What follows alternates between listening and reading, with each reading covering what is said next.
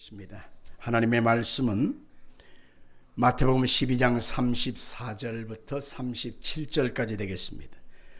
마태복음 12장 34절로 37절까지의 말씀, 우리 하나님 말씀 합독하겠습니다.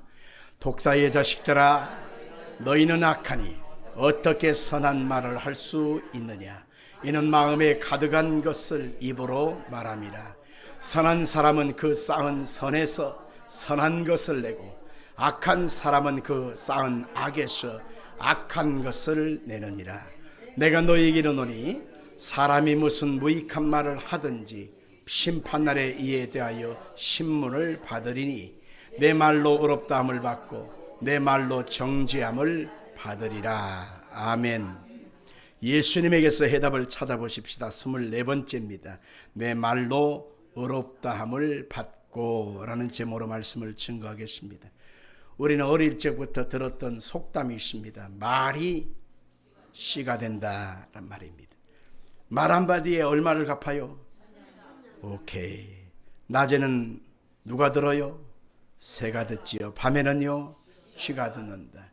혹여라도 우리 자녀들이 쓸데없는 말, 해서는 안 된 말, 허튼 소리를 하면은 저놈의 주둥이, 아이고 저놈의 주둥이 하면서 그 입방정을 떠는 것을 우리가 야단을 치지 않습니까? 그렇습니다. 말 한마디에 우리의 인생길이 열리고 닫힌다는 것을 말하는 것입니다. 우리는 예수님을 믿고 성령으로 말미암아 거듭난 새로운 피조물이 되었다고 성경은 말하고 있습니다. 그러므로 이제는 우리의 말에 있어서도 새로워져야지, 예수를 믿고 나서도 우리의 말이 바뀌지 않는다면 우리의 인생도 바뀌지 않는다는 것을 알아야 하는 것입니다. 우리 입술에는 놀라운 권세가 주어져 있는 것입니다. 어떤 말을 사용하느냐에 따라서 우리의 삶이 달라지고 우리의 미래가 달라지고 운명이 달라진다는 것을 말할 수가 있는 것입니다. 여러분들 한번 생각해 보십시오. 여러분 좌우에 은연중에 하는 말들을 한번 가만히 들어보십시오.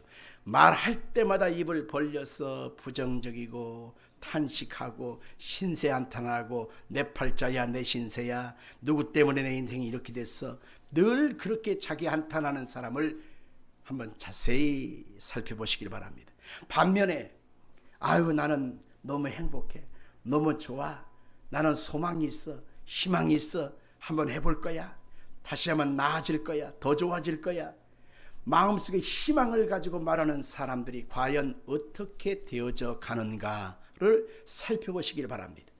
이렇듯 사람은 말하는 것은 은연중에 하는 거지만 그 말하는 대로 인생길이 열리고 말하는 대로 자신의 운명이 쥐어진다는 것을 볼 수가 있는 것입니다. 그래서 오늘 이 시간에는 말하는 것이 곧 내 운명을 가른다고 하는 내용을 통해서 함께 은혜 받기를 원합니다. 먼저 우리는 하나님은 세상을 만드시고 창조하실 때 말씀으로 세상을 창조하셨다, 그렇게 말하고 있는 것입니다. 하나님은 천지와 만물을 지으실 때 입에서 나가는 그 말씀으로 말미암아 세상을 창조하셨다고 말하고 있는 것입니다. 우리 한번 성경 창세기 1장 3절 이하를 같이 보겠습니다. 하나님이 이르시되 빛이 있으라 하시니 빛이 있었고 빛이 하나님 보시기에 좋았더라. 하나님이 빛과 어둠을 나누사 하나님이 빛을 낮이라 부르시고 어둠을 밤이라 부르시니라. 저녁이 되고 아침이 되니 이는 첫째 날이니라. 하나님께서는 그 말씀하신 그 선포대로 만물이 지어졌다고 성경은 말하고 있는 것입니다. 아담과 하와는 하나님의 형상을 따라 지음을 받은 존재가 되었기 때문에 하나님께서도 똑같은 은혜와 역사가 바로 사람에게도 임하게 한 것을 볼 수 있습니다. 사람의 겉모습은 흙으로 만들었어요. 그리고 하나님께서는 하나님의 생기, 르하으, 하나님의 성령의 역사를 그 코에다 대고 불어넣으시니 그 사람이 살아있는 영적 존재인 생명이 되었다, 그렇게 말하고 있습니다. 그래서 하나님이 사람을 처음 만드셨을 때 다른 짐승들과는 다르게 하나님 만드셨은 것을 보게 되는 것입니다. 하나님의 그 말씀 한마디로 세상을 창조하셨던 것처럼 우리 사람에게도 세상을 만들어갈 수 있는, 창조할 수 있는 능력을 주셨던 것을 보게 되는 것이지요. 하나님은 짐승들을 만들었잖아요. 그런데 그 짐승들의 이름을 누가 짓게 했느냐? 하나님이 직접 지은 것이 아니었어요. 아담에게 짓게 했습니다. 아담아, 네가 이름을 지어라. 그래서 아담이 위탁받은 대로 사자, 곰, 이리, 늑대, 양, 염소, 송아지, 강아지 이러면서 이름을 지어주니 그 이름이 되었더라. 성경은 말하고 있는 것입니다. 하나님이 사람에게는 독특한 말할 수 있는 능력을 주셨음을 보아야 합니다. 어떤 짐승은 뿔을 갖고서 살아갈 수 있도록 뿔을 하나님이 심어 놓았어요. 어떤 짐승은 이빨을 가지고서 씹어서 살아갈 수 있도록 만들어 주었습니다. 어떤 짐승은 날개를 주어서 하늘을 날아가면서 만들어 주었습니다. 어떤 짐승은 꼬리의 힘을 강하게 해서 그 꼬리를 가지고 살아갈 수 있게 만들었습니다. 어떤 짐승은 두 다리가 크게 아주 튼튼하게 만들어서 뛰어다니면서 살아갈 수 있게 만들어 주었습니다. 근데 사람은 하나님이 말할 수 있는 능력을 주었다는 것입니다. 그럼 짐승들도 말하지 않느냐? 여러분, 짐승은 울부짖는다고 그러지요. 감성적으로, 그냥 감각적으로, 본능적으로 말하는 것이지 실상은 사람처럼 구구절절하게 말할 수 있는 것은 아님을 알 수 있습니다.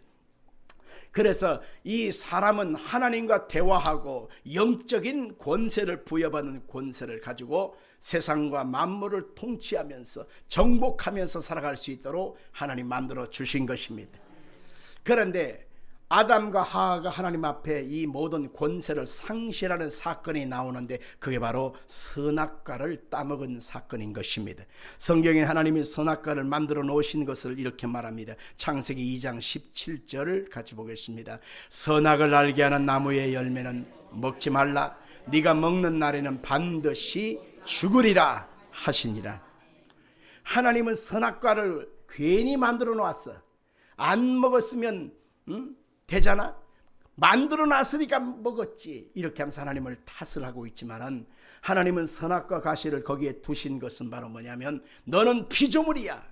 너는 사람이야. 나는 창조주여 하나님이야. 너와 나는 다른 것이 있어. 나는 주인이고 너는 백성이야.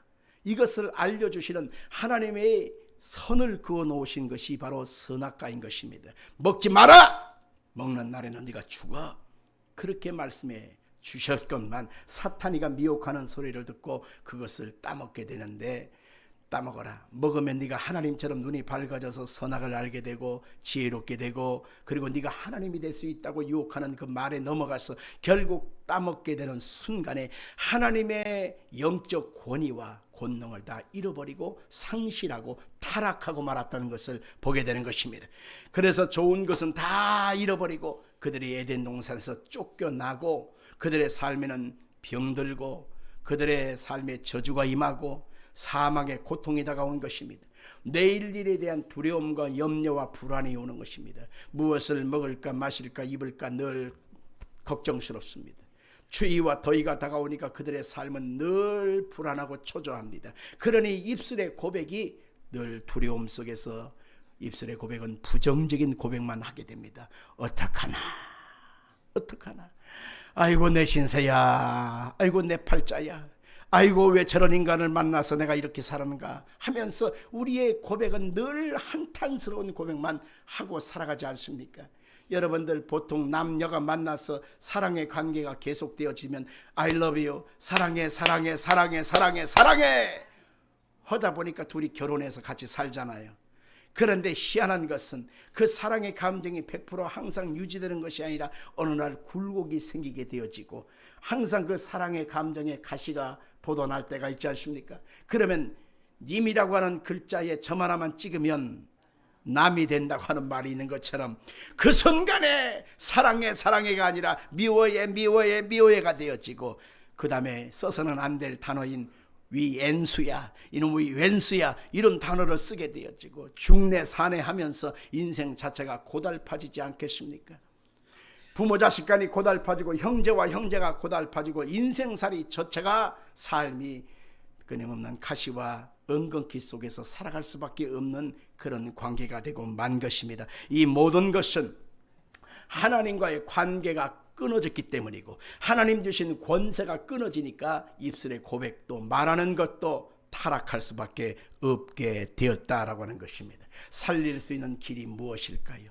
오직 유일한 방법, 유일한 한 가지의 길이 있는데, 그것은 우리의 죄값을 대신 짊어지시고 십자가에서 청산하시고 부활하신 예수 그리스도를 믿고 거듭나는 수밖에 없는 것입니다. 첫 번째 아담은 우리 가운데 죄와 사망과 저주를 물려주었습니다. 그러나 두 번째 아담으로 오신 예수님은 살려주시는 분으로 오신 것입니다. 그래서 예수님을 내 마음속에 믿고 죄와 허물과 사망과 심판에서 씻음받게 되어지면 우리 속에 하늘의 생명이 부음받아져서 우리 영혼도 잘되고 범사도 잘되고 강건한 은혜를 얻게 되는 것입니다.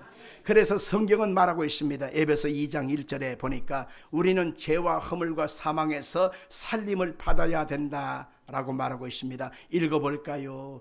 그는 허물과 죄로 죽었던 너희를 살리셨도다. 고린도서 5장 17절도 보겠습니다. 그런즉 누구든지 그리스도 안에 있으면 새로운 피조물이라. 이전 것은 지나갔으니 보라 새 것이 되었도다. 우리 스스로 노력과 예씀을 다해서 우리 인생의 밝은 빛을 보고 생명의 역사를 얻는 것이 아니라 우리의 수고는 아무런 노력도 헛될 뿐인 것입니다. 그래서 예수님이 나를 위하여 대신 죽으시고 죄값을 청산하시고 예수님께서 새로운 피조물로 만들어주시는 특별한 은혜를 입기를 원한다면 예수님을 마음에 믿고 그리고 회개하고 예수님을 내 주인으로 고백하는 순간에 새로운 피조물로 고백되는 역사가 있게 되는 것입니다. 할렐루야.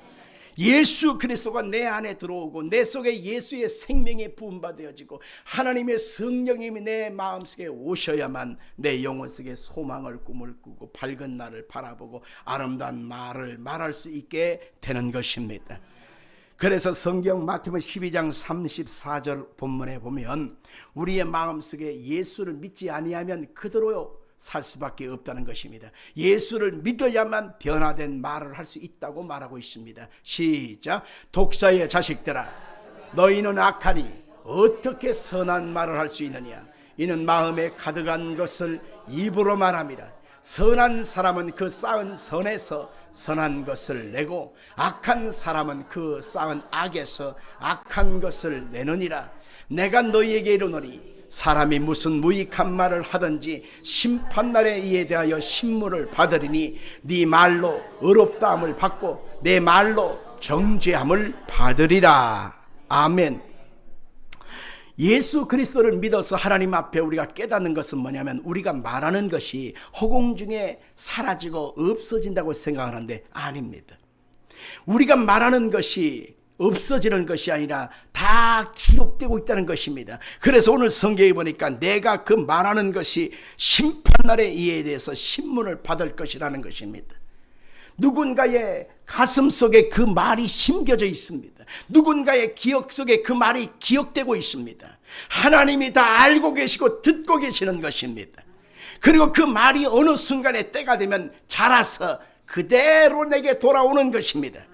악한 사람은 악을 내고 선한 사람은 선을 내립니다.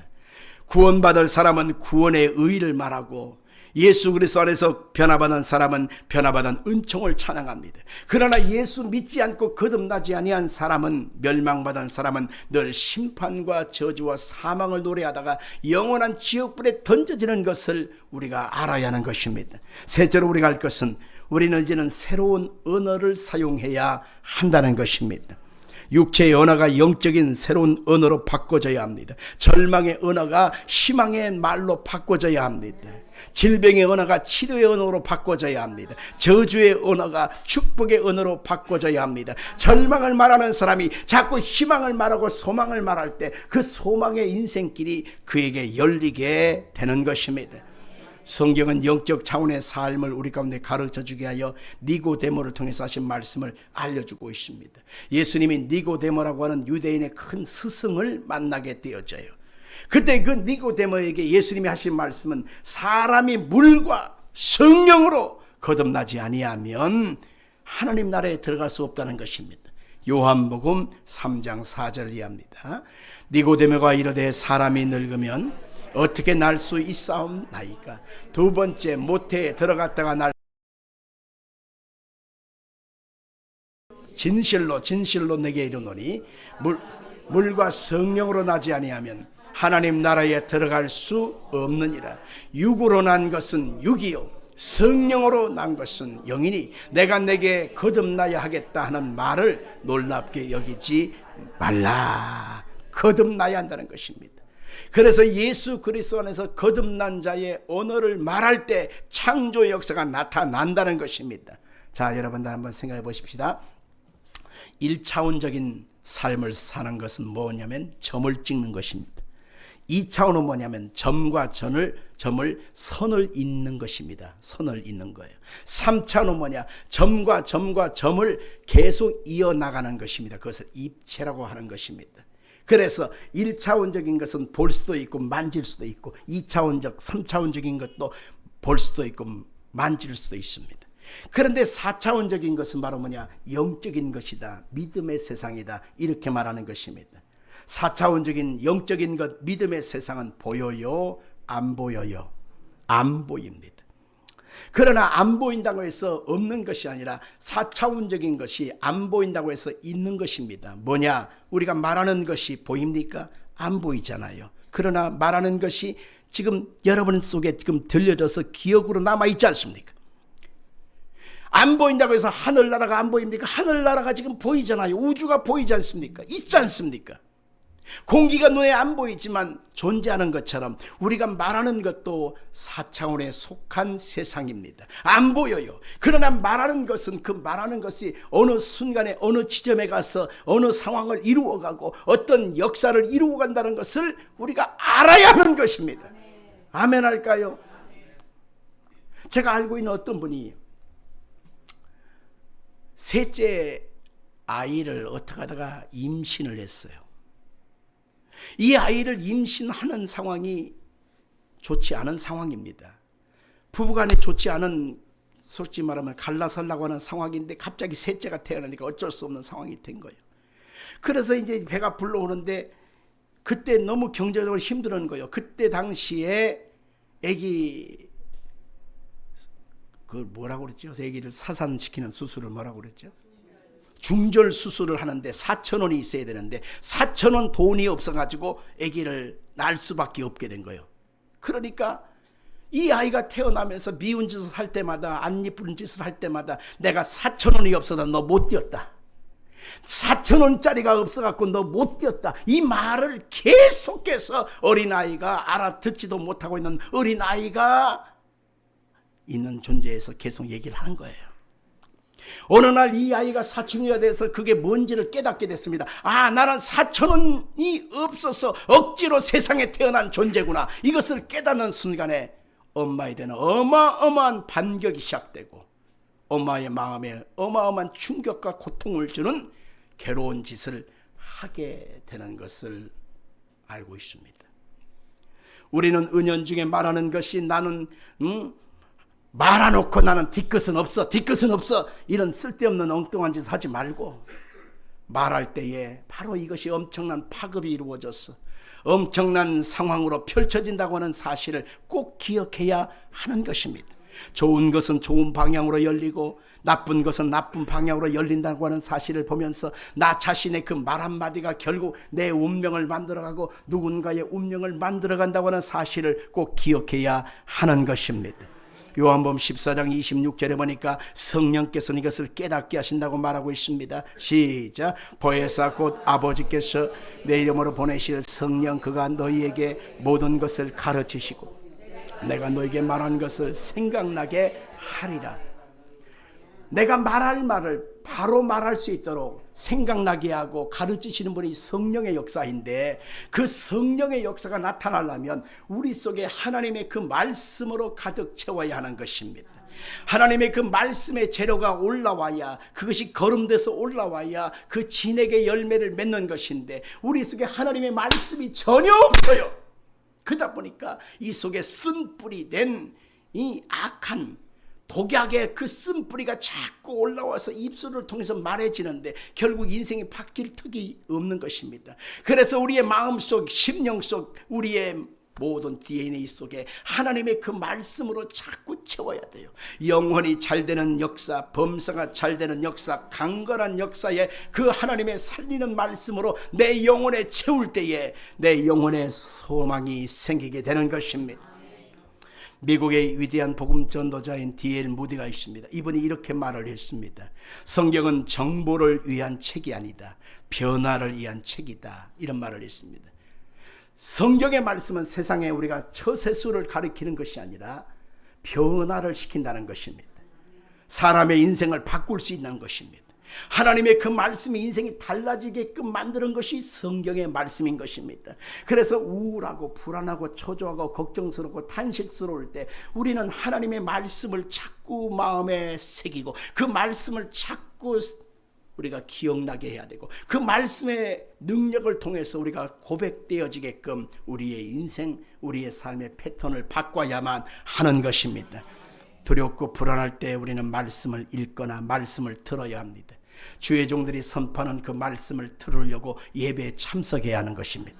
하나님의 그 말씀을 들으면 어느 순간에 없어지는 것이 아니라 내 영혼에 차근차근히 쌓이게 되어서 결국 하나님의 역사가 임하게 되는 것입니다. 할렐루야. 어떤 목사님의 딸이 태어났는데 너무 안 이쁜 거야. 너무 안 이쁘게 태어난 거야. 엄마 아빠의 미운 점만 받아갖고 태어난 거야. 이야, 정말 너무 슬픈 일이죠. 그러니까 슬프다고 해서 넘어갈 일이 아니잖아요. 그래서 그 딸에게 목사님이 끊임없이 귀에다 대고 만날 때마다 대화할 때마다 밥상머리에서 계속 나는 세계적으로 제일 이쁜 딸, 나는 세계적으로 최고 멋진 딸, 하나님의 은혜로 최고의 복을 받은 딸, 이쁜 딸, 멋진 딸, 복을 받은 딸 계속 얘기하는 거야. 그러면서 너는 누구? 하나님께 최고의 복을 받은 딸, 세계적으로 복을 받은 딸, 이쁜 딸 계속 말하게 했습니다. 할렐루야. 진짜로 그 얘기를 간증을 하는데 태어나서 그 사람이 지금 자라서 10년, 20년, 30년, 40년, 50년 이렇게 살아왔을 거 아니에요. 살아왔는데 어머나, 그 사람이 결혼한 그 가정을 보면 너무너무 멋진 신랑을 만나서 결혼하게 되고, 자식들을 보면 너무너무 멋있는 사람들이 태어나고, 그 사람들이 살아가는 인생길을 보면 너무너무 복 있는 인생을 살아가는 모습을 보면서 이것은 우리 아버지 목사님이 나에게 세계적으로 최고 이쁜 딸, 가장 멋진 딸, 그리고 복된 딸 계속 말하겠다는 거예요. 근데 그 순간에, 어느 순간에 보니까 하나님께서 그대로 인생길을 열어주셨다라고 하는 것을 간증하는 것을 내가 엊그저께 목요일날 내가 또 들었어요. 인생은 그렇습니다. 사람이 아무리 힘들고 고달파도 사람이 내일에 대한 희망을 말한다면 그 사람은 살아있는 존재예요. 사람이 지금 당장 힘드니까 힘들다고 말하고 어려우니까 어렵다고 말하는 것은 당연한 이치지만 이것은 3차원적인 어떤 감각의 기관에 매여 있는 사람인 것입니다. 영적인 사람이거나 믿음의 사람이 아닌 거예요. 믿음의 사람이라면, 영적인 사람이라면 지금 차원을 넘어선 하나님의 영역에 이르는 그러한 신앙 고백을 해야 합니다. 나는 복된 사람이다. 예수 안에서 잘될 사람이다. 하나님의 은혜를 입은 사람이다. 주님이 나를 치료하신다. 주님이 나에게 부자 되게 하신다. 나는 잘될 사람이다. 이것을 말할 수 있는 사람이 믿음의 사람이라는 것입니다. 탈무드에 보면 남을 헐뜯는 험담은 반드시 세 사람을 죽인답니다. 첫 번째는 험담을 퍼뜨린 사람, 두 번째는 그것을 반대하지 않고 듣고만 있는 사람, 세 번째는 험담하는 그 사람 주인공이 바로 그 사람이라는 거예요. 말을 할 때에 이 말을 하는 순간에 세 사람을 죽인다는 것을 알아야 하는 것입니다. 우리 예수 믿는 사람들은 창조의 세계를 위해서는 새로운 믿음의 말을 할 수 있어야 하는 것입니다.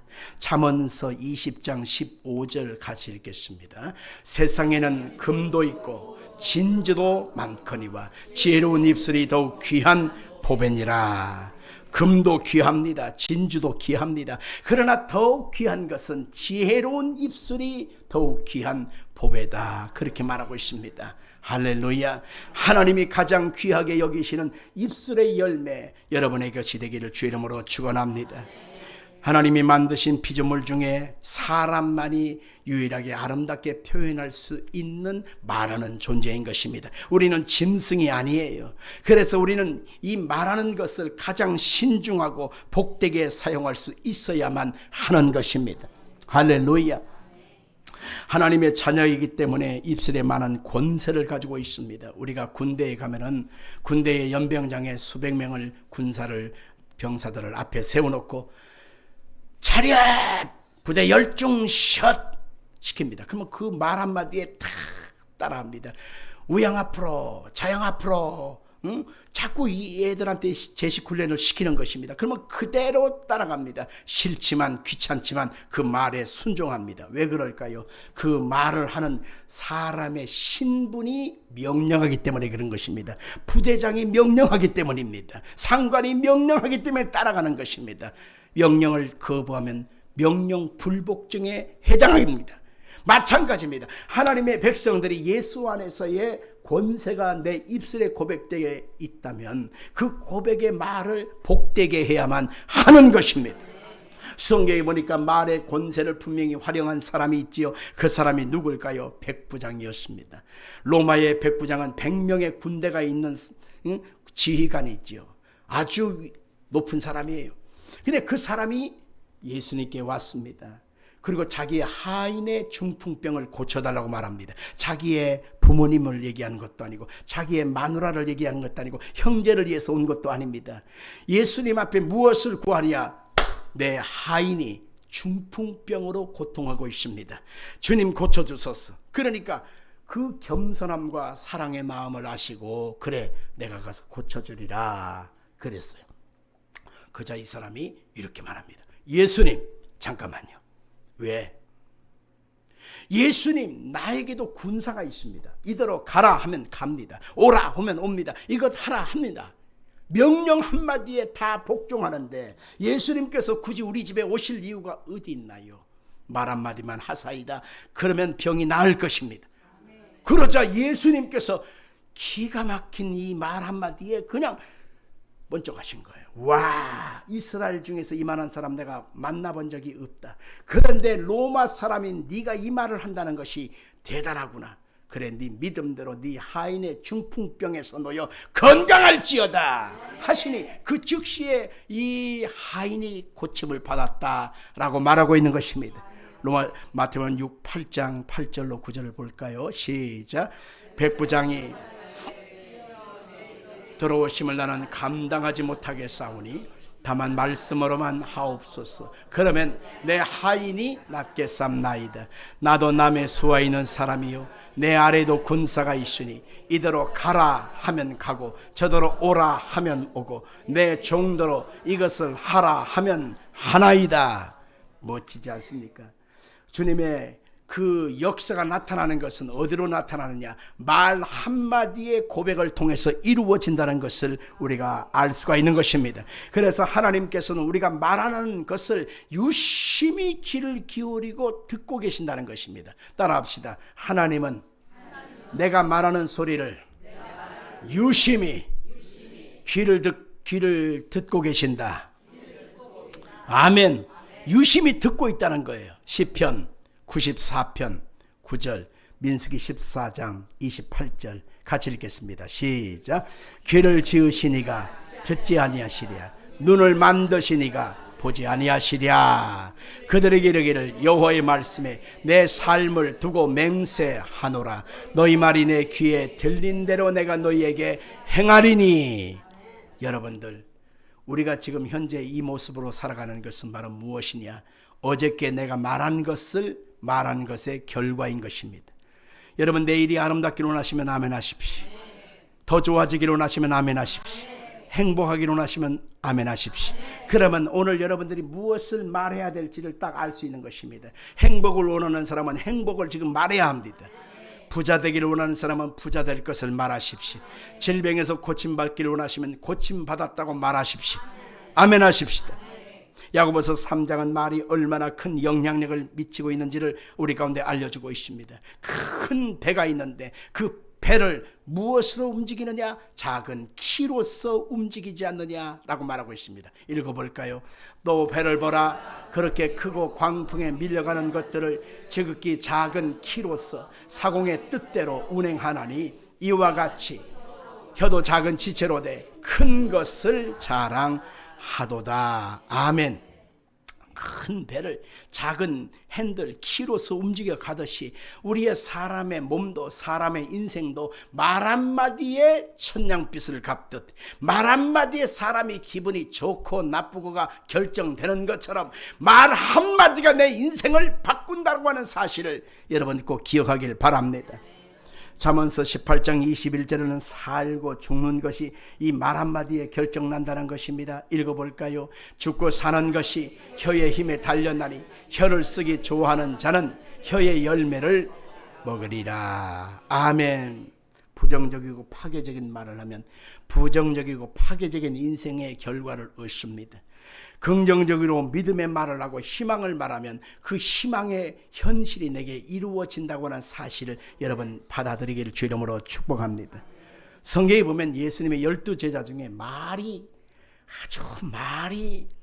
아주 실수가 많은 사람이 있어요. 그 사람이 누구냐면 시몬 베드로였습니다. 어떨 때는 예수님 앞에 칭찬받는 말을 하고 어떤 사람은 어떨 때는 예수님 앞에 이 사탄아 물러가라 하는 야단도 맞았단 말이죠. 그래서 베드로는 말 실수가 많았던 사람이기 때문에 베드로서를 읽다 보면 말 조심해라, 혓바닥 조심해라 이 얘기가 참 많이 나와요. 읽어볼까요? 자, 베드로전서 3장 9절과 10절입니다. 시작. 악을 악으로 욕을 욕으로 갚지 말고 도리어 복을 빌라.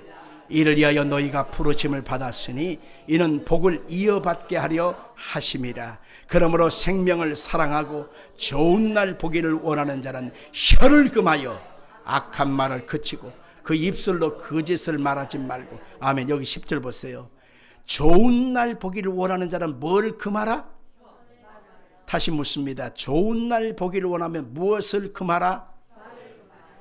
아니 보세요. 혀를 금하라고 했습니다. 혀를. 말 한마디에 사람이 죽고 산단 말입니다.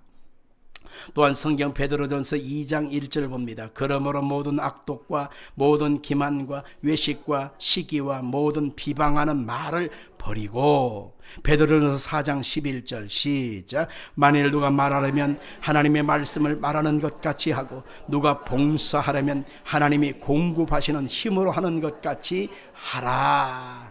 아멘. 말 한마디가 결국 하나님과 나와 모든 것이 연결되어지고 하나님의 그 말씀을 선포하는 순간에 이 세상의 모든 것도 우리의 입술의 고백을 통해서 역사가 창조가 이루어진다고 말하고 있는 것입니다. 결론 짓겠습니다. 우리가 예수를 믿게 되었다고 하는 것은 예수 안에서 우리가 새 사람이 되었다는 것을 의미하는 것입니다. 그런데 우리가 예수를 믿으면서도 변화가 나타나지 않는 것은 바로 뭐냐면 예수를 믿으면서도 우리의 부정적이고 파괴적이고 독설이 가득한 가시가 돋친 말을 바꾸지 않기 때문에 그런 것입니다. 나 자신에게도 말하고 내 이웃에게도 말하고 세상 앞에도 우리가 말을 하고서 늘 살아가거든요. 그런데 이 말 한마디가 결국 내 인생을 굴러 씌워서 끊임없이 내 자신을 막 얽매이게 만들어버리고 관계를 불편하게 만들어버리고 세상을 어지럽게 만드는 것입니다. 그래서 예수 믿는 사람의 희망은 어디서 오느냐? 말에서부터 시작되는 것을 알아야 되는 것입니다. 아멘 할까요? 그래서 우리의 입술의 말은 힘들어도 고달파도 무엇을 말해야 되냐? 희망을 말해야 하는 것입니다. 먹고 입고 마시고 살아가고 힘드는 내 삶입니다. 몸은 아파 죽겠고 돈 없어 죽겠고 내일이 걱정스러운데 무슨 희망이 있다고 희망을 말하나요? 여러분, 이것은 일반적인 사람들이 말하는 것입니다. 예수 믿는 사람은 지금 당장의 희망이 아니라 내일의 희망을 말하는 것입니다. 그러면 내일을 희망을 말하면 그 희망의 길로 가는 내 인생은 희망이 열리는 것입니다. 치료받기를 원하면 치료를 말하십시오. 물질 문제 때문에 힘듭니까? 하나님이 먹이고 입히고 재우시고 채워주신다고 말하십시오. 질병 걸려 고통합니까? 주님이 깨끗게 고쳐주셨다고 말하십시오. 주님이 치료하신다고 말하십시오. 예수님께서 내 인생과 삶을 변화시켜 준다고 말하십시오. 그러면 그 믿음대로 변화가 이루어지는 것입니다. 자식들이 속색입니까? 마음에 들지 않나요? 그러면 그 자식들의 현재만 보고 탄식하지 말고 그 자식들이 예수 안에서 복된 자녀요, 예수 믿게 대해서 변화받고 천사처럼 아름답게 행동할 것을 말하십시오. 이 자녀를 통해서 하나님의 큰 복을 받게 될 것을 말하십시오. 그러면 그대로 되는 것입니다. 실제로 간증 하나 드리고 마치겠습니다. 인도 선교사인 스탠리 존스라고 하는 분이 있습니다. 이분은 69세까지 인도에 가서 복음을 전하면서 선교사로서 하나님의 사명을 감당했습니다. 그런데 69세 때 갑자기 말이 어눌해지면서 굳어지는 거예요. 한쪽을 못 쓰게 되는 거예요. 반신불수가 되는 거예요. 이게 뭐예요? 중풍입니다. 뇌경색과 함께 중풍이 온 거예요. 그래서 그냥 자기도 모르는 사이에 팩 쓰러져서 말도 제대로 못하지, 행동도 제대로 못하지. 그러니까 이분이 병원에 입원하게 됐습니다. 입원해가지고 이제 어쩔 수 없이 이제 뭐 현대 과학으로 사는 거죠. 절망입니다. 살면 살고 뭐 69세면 뭐 아쉽지만 아깝지만 안타깝지만 가도 가는 거지 뭐. 이럴 수밖에 없는 상황 아닙니까? 그런데 그때 이 스탠리 존스가 어눌한 말로 의사들한테 말합니다. 의사들이 보통 오면은 굿모닝 아침 인사를 하죠. 굿나잇 저녁 인사를 하죠. 그런데 이 의사한테 특별히 부탁을 합니다. 나는 하나님의 종이요. 그러니 나한테 아침 굿모닝 굿나잇 이렇게 인사하지 말고 나한테 이렇게 인사해 주세요.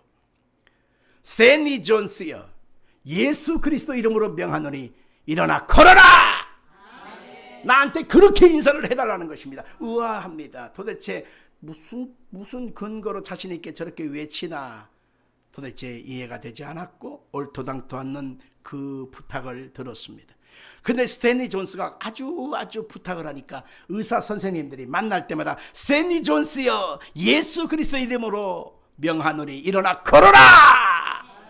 이렇게 인사를 하니까 이분이 아멘 아멘 이렇게 하는 거야. 간호사들에게도 똑같이 굿모닝 굿나잇 이렇게 인사하지 말고 스탠리 존스요, 예수 그리스도 이름으로 일어나 걸어라! 이렇게 인사를 해달라고 간호사들한테 부탁을 했습니다. 그러자 간호사들이 똑같이 그렇게 인사를 할 때마다 아멘 아멘 이렇게 했단 말이죠. 그런데 시간이 지났습니다. 1개월 2개월 3개월, 4개월, 5개월, 6개월 되어질 때 이 굳었던 이 말이 아멘 하게 되어지고 한쪽이 다 반신불수가 됐던 사람이 움직이게 되었고 일어나 걷게 되었고 멀쩡하게 되었고 깔끔하게 태어나게 되었습니다. 그래서 그분이 다시 인도로 돌아가서 20년간 하나님의 복음을 위해서 살다가 1973년 1월 25일 날 바레알리라고 하는 인도의 그곳에서 복음을 전하다가 나이를 다 채우고 순교했다, 헌신하고 하나님께 갔다라고 하는 기록이 있습니다. 마찬가지입니다. 지금 당장 현실을 보고 낙심하고 원망하고 불평하지 말고 믿음의 사람은 뭘 해야 돼요? 희망을 말하십시오. 잘 될 것을 말하십시오. 축복을 받을 것을 말하십시오. 건강할 것을 말하십시오. 예수 그리스도 안에서 기적이 나타날 것을 말하기를 주의 이름으로 축원합니다. 살아계신 아버지 하나님,